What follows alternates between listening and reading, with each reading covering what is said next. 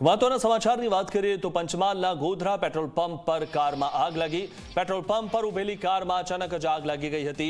કોઠી steel વિસ્તારમાં આવેલા petrol પંપની આ ઘટના છે।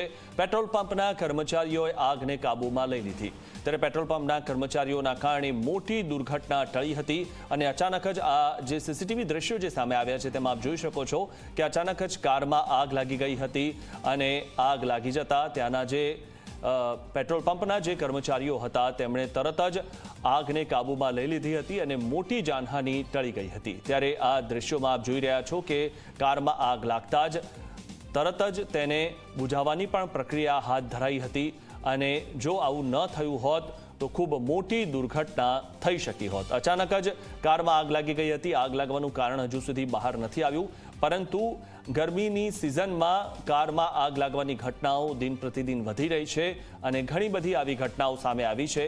અચાનક જ કારમાં આગ લાગી જતી હોય છે ત્યારે આ જે ઘટના છે તેમાં મોટી દુર્ઘટના ટળી, કારણ કે તરત જ આગને કાબૂમાં લઈ લેવામાં આવી હતી। આપ દ્રશ્યમાં પણ જોઈ રહ્યા છો, સીસીટીવી દ્રશ્યોમાં આ જે ઘટના કેદ થઈ છે અને જ્યારે આગ લાગી કારમાં ત્યારબાદ તુરંત જ ફાયર એક્સ્ટિંગ્વિશરથી તરત જ તેના પર કાબૂમાં કરી લેવામાં આવી હતી અને આ બીજા સીસીટીવી દ્રશ્યો જે સામે આવ્યા છે, બે સાઈડના જે સીસીટીવી દ્રશ્યો છે તેમાં આપ જોઈ રહ્યા છો કે અચાનક જ કારમાં આગ લાગી ગઈ હતી અને આ જે કાર છે તે સીએનજી કાર હોવાની પણ માહિતી મળી રહી છે।